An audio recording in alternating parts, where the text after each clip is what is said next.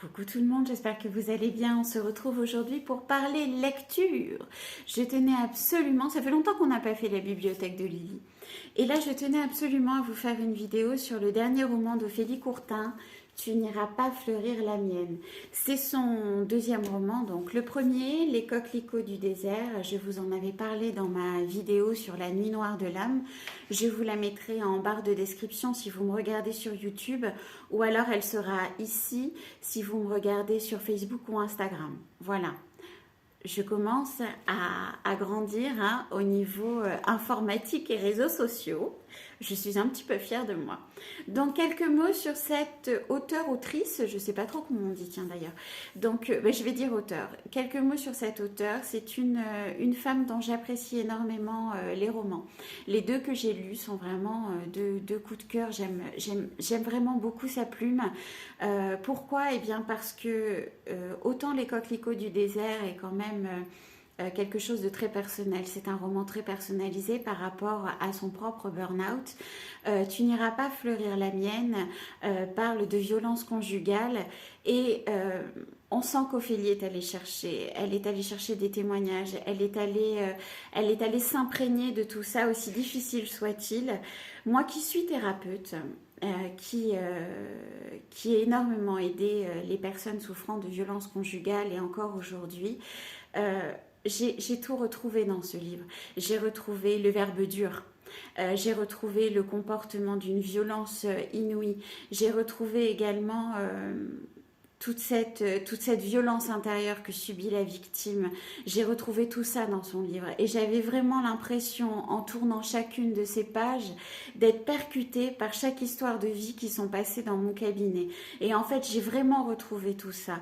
C'est intéressant aussi en tant que thérapeute, c'est pour ça que j'adore ce genre de livre, c'est qu'on se retrouve aussi de l'autre côté du bureau. Il y a tout ce ressenti qui se met en place, on rentre dans les bottes de la victime, il y a vraiment tout ça et puis certains mécanismes, c'est-à-dire que dans ces pages, elle nous parle vraiment, mais d'une justesse quand même très très inouïe. C'en est percutant et violent, mais en même temps c'est très très intéressant. C'est-à-dire que vous lisiez ce bouquin, que vous soyez thérapeute, pour essayer d'en connaître un peu plus sur les ressentis, parce que je trouve que c'est important de se retrouver aussi à la place de la personne qui vient vous voir. Que vous soyez une personne qui a vécu les victimes conjugales, ou que vous soyez une personne qui est en train de se poser tout un tas de questions sur ce qu'elle est en train de vivre et qui a besoin finalement de ce bouquin pour se dire ce que je suis en train de vivre, c'est pas normal. Eh bien, tout ça, en fait, on le retrouve dans son livre. Et c'est ce que j'aime énormément dans la plume d'Ophélie Courtin, c'est cette vérité, finalement, cette authenticité qu'il y a dans ses bouquins. Donc, je vous les remontre, parce que je suis quand même très fan, moi, des auto-éditions. Et je trouve qu'elles doivent s'encourager. Et Ophélie, justement, mérite tout ça. Mérite ses encouragements. Et elle mérite vraiment d'avoir du succès dans ses livres, parce que ce sont de vraies pépites et ce sont des livres que je conseille à ma patientèle, mais ce sont des livres que je conseille également à des collègues et des livres que je conseille à des psychologues cliniciens avec lesquels aussi je travaille. Donc voilà, Les coquelicots du désert qui parlent du burn-out et notamment celui d'Ophélie. Voilà pourquoi il est aussi d'une justesse assez inouïe. Je vous en parle de manière plus détaillée dans ma vidéo sur la nuit noire de l'âme.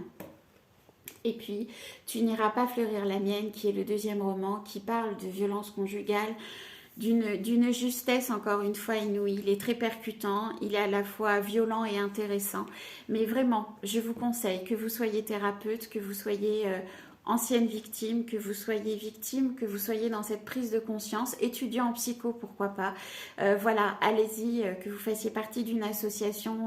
Je crois que tout ça, voilà, ces bouquins comme ça méritent d'être lus et méritent d'être encouragés. Donc merci Ophélie pour ces bouquins, merci à vous de m'avoir lu.